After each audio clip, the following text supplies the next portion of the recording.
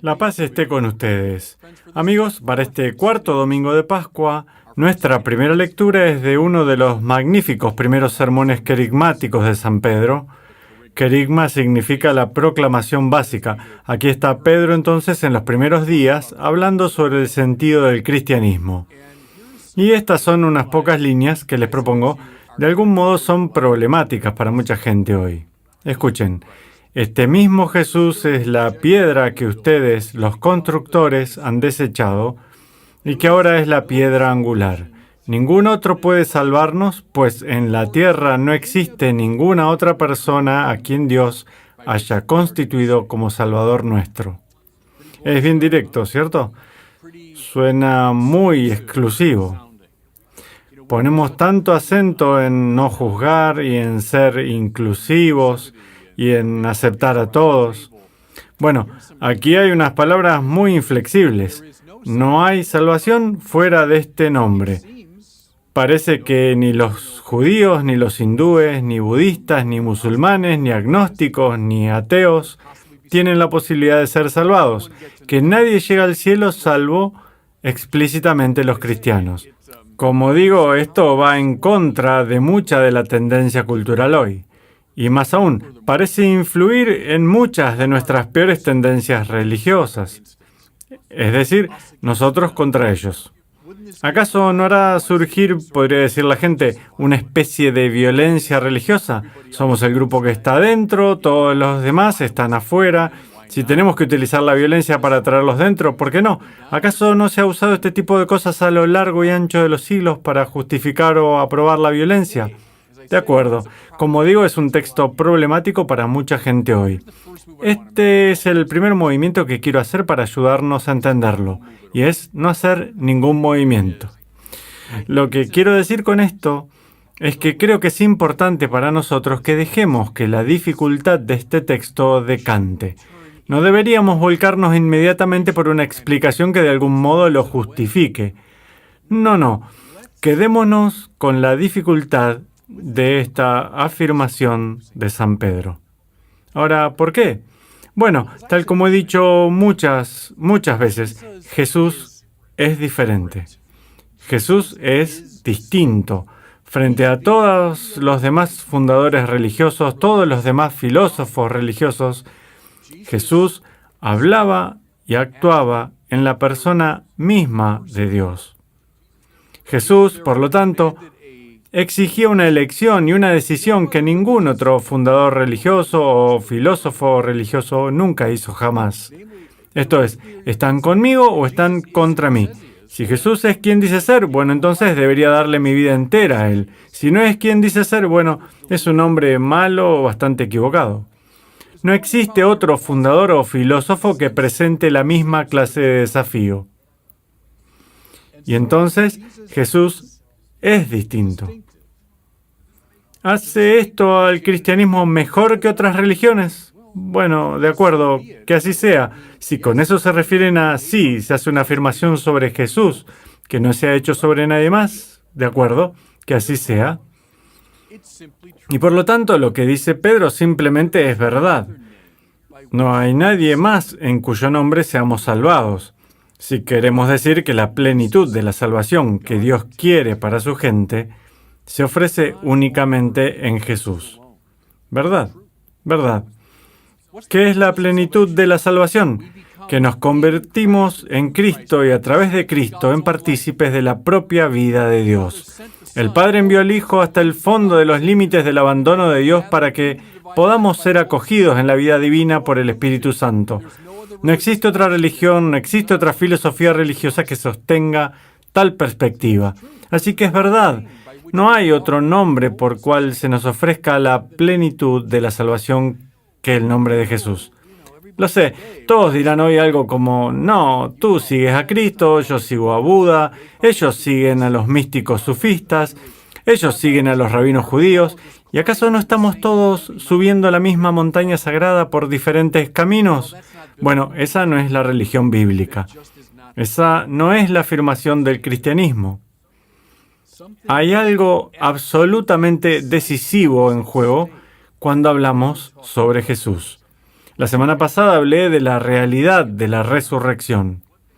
Algo que hizo eso fue que confirmó en el modo más vívido posible la veracidad de la afirmación de Jesús sobre él mismo.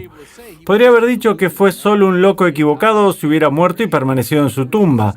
Pero cuando Jesús regresó de la muerte a través del poder del Espíritu Santo, les confirmó a ellos que lo que estaba diciendo sobre sí mismo era en realidad verdad.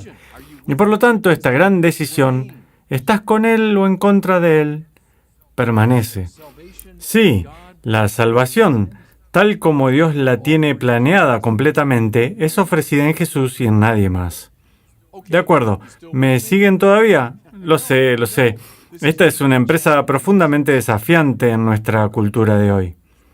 Así que si todavía me siguen, ¿significa que algo como el imperialismo cristiano es justificado?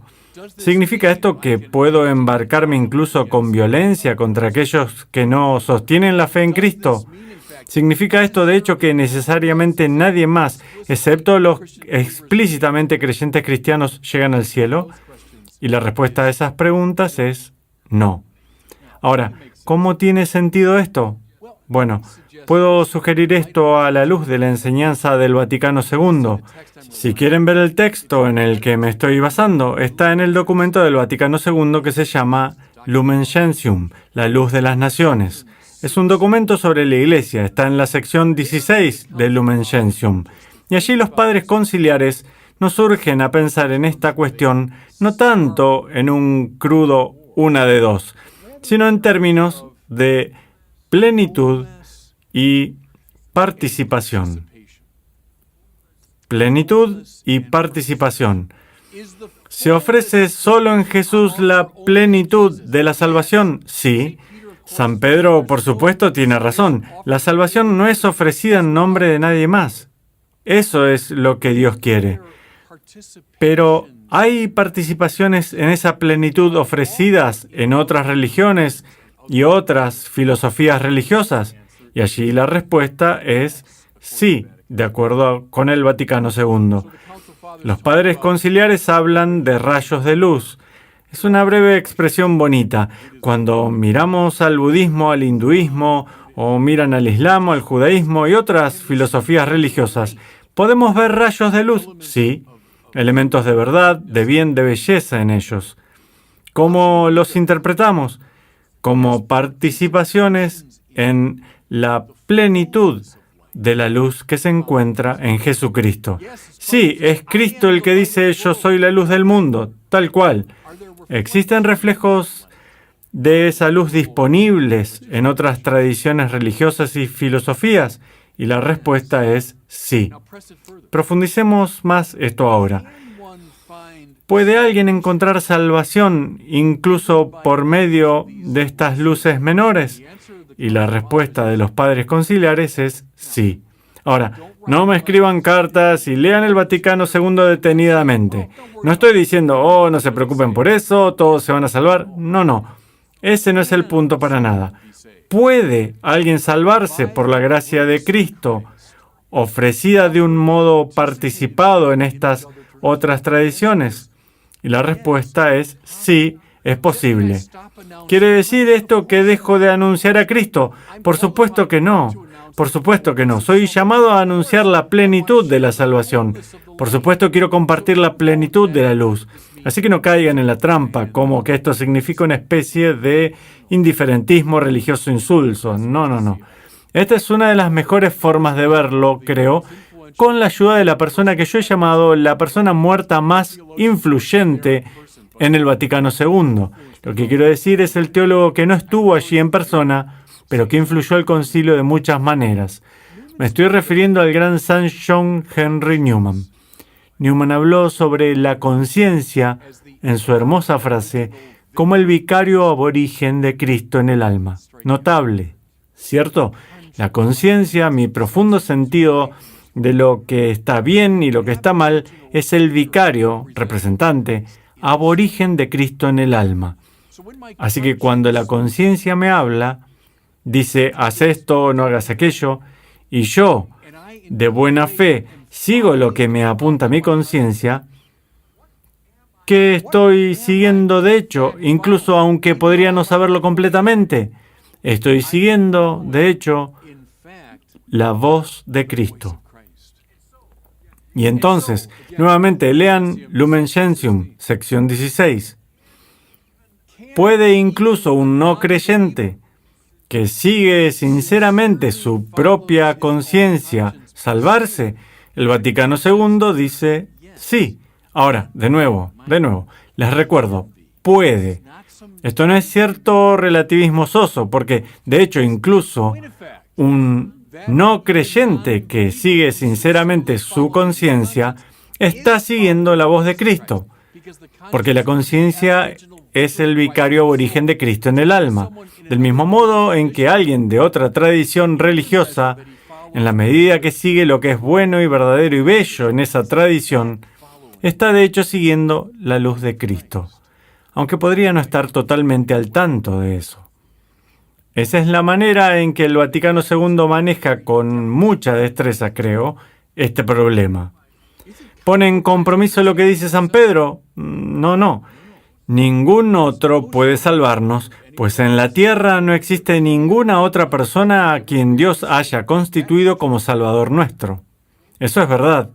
La plenitud de la salvación, la participación en la vida divina, se ofrece plenamente en Jesucristo solamente. Es por eso que le he dedicado mi vida a ello. Es por eso que la Iglesia evangeliza constantemente, proclama a Cristo con ocasión o sin ella, cuando es popular, cuando es impopular. Predicamos a Cristo y a Él crucificado totalmente.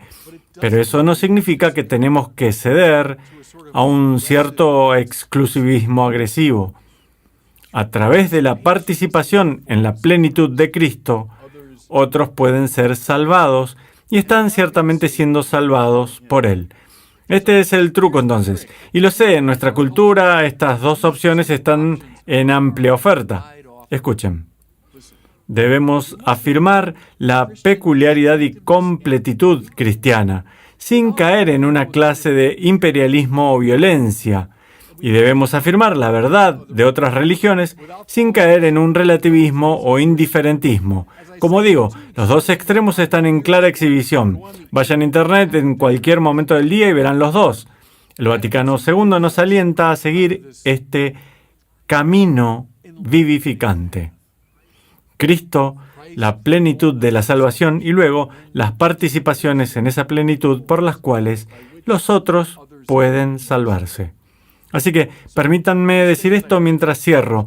Dejen que el discurso de San Pedro los moleste hoy. No lo pasen por arriba, no. Está diciendo algo de valor y verdad totalmente eternos. Que Jesucristo, la plenitud de la salvación, es distintivo. No es un personaje más entre muchos. Pero nunca se permitan utilizar el discurso de San Pedro como una excusa para atacar o excluir o denigrar a los otros. Lean con atención Lumen Gentium, sección 16, y creo encontrarán el camino para comprender bien este sermón. Y Dios los bendiga. Muchas gracias por mirar este video. Si les gustó, los animo a compartirlo y a suscribirse a mi canal de YouTube.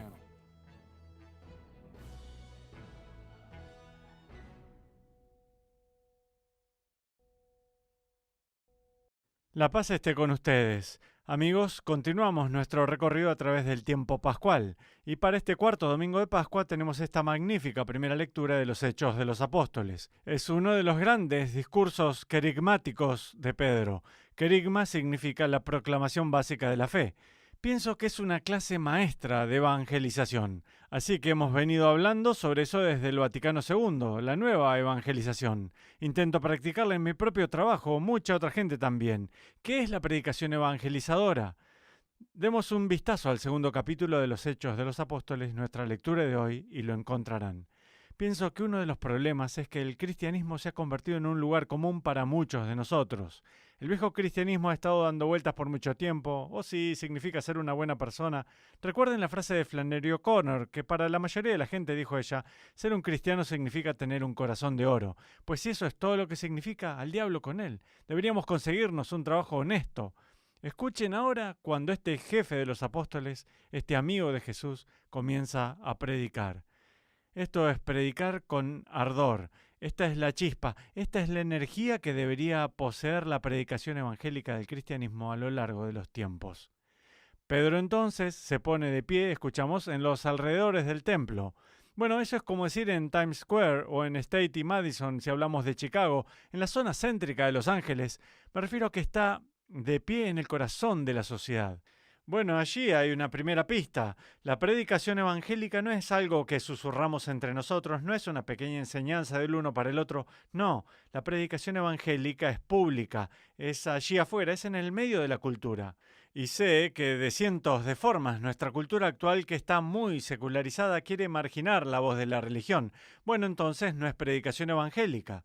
Nos paramos en el corazón mismo de la cultura. Y escuchen ahora lo que dice Pedro.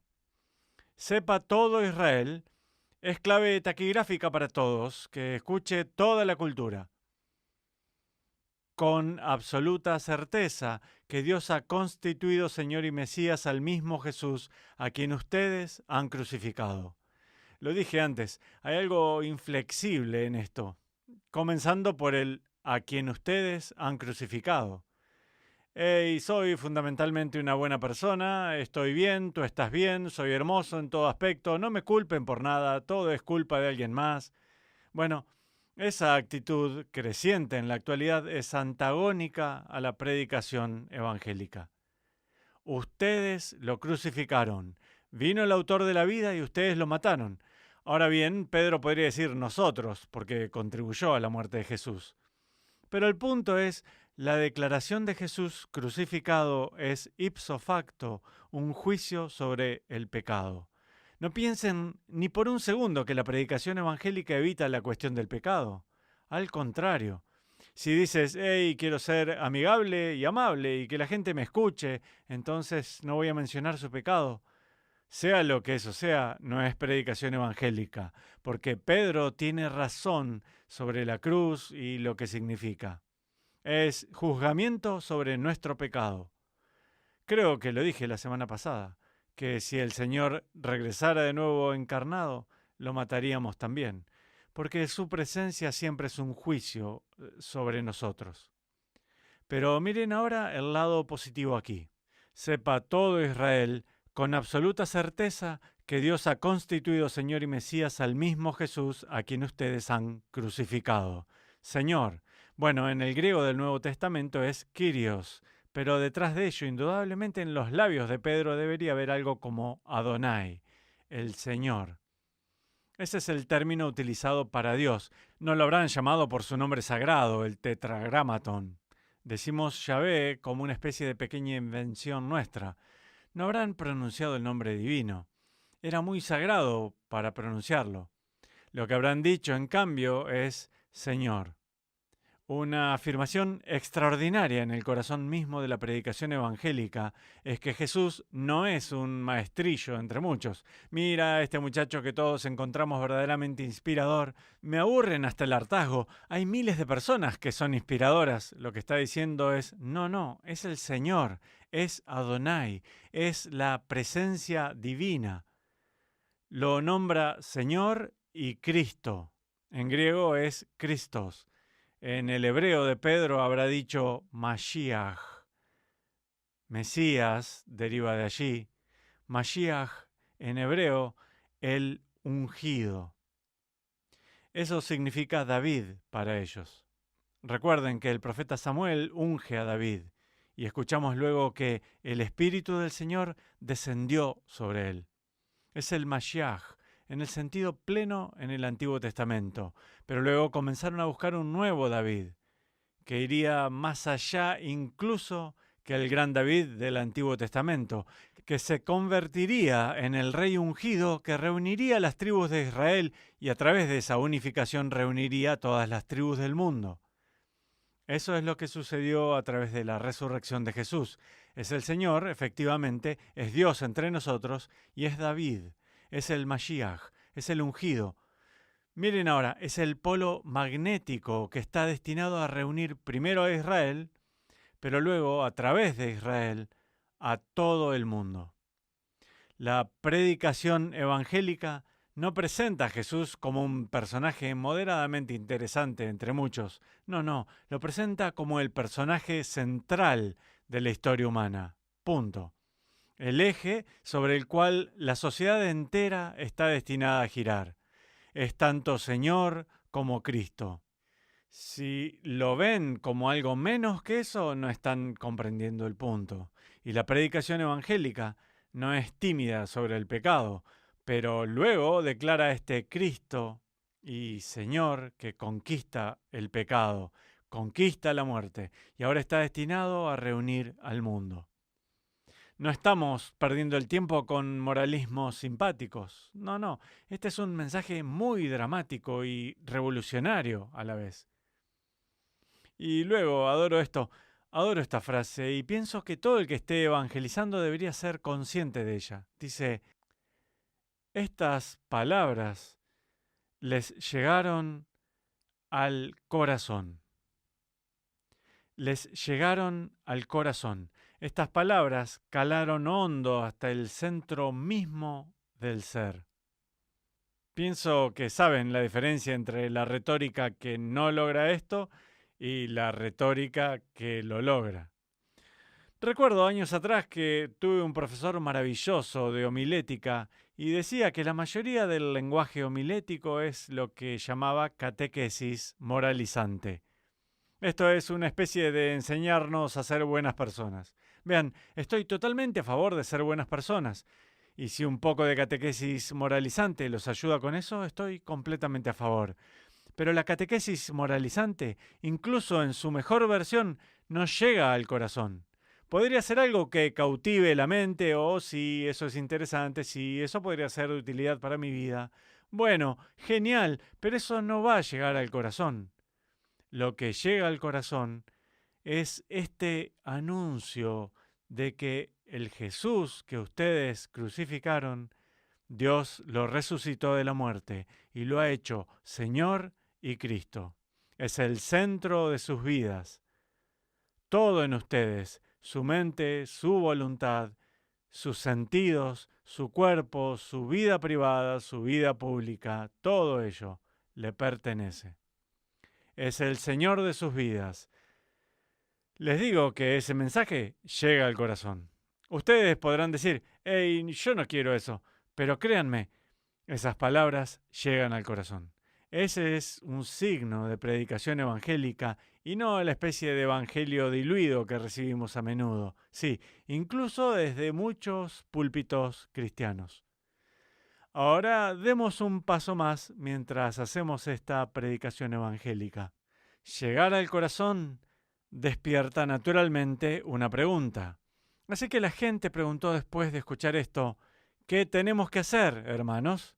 Les advierto, el cristianismo nunca es simplemente una cuestión de aclarar nuestras mentes, por más importante que esto sea.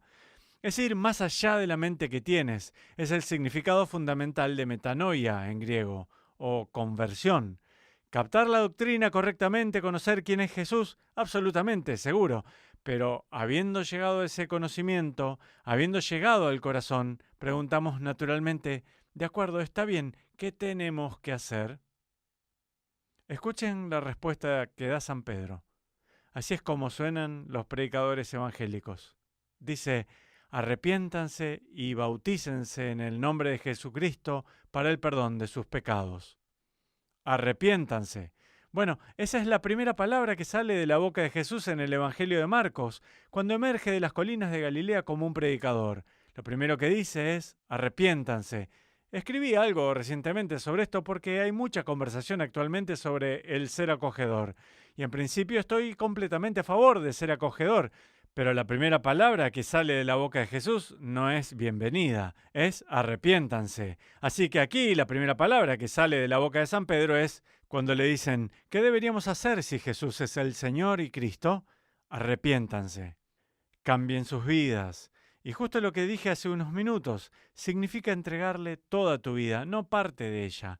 No, me imagino, dejaré que tome mi vida privada o dejaré que tenga una hora una vez a la semana. No, arrepiéntanse, cambien, sus vidas enteras le pertenecen.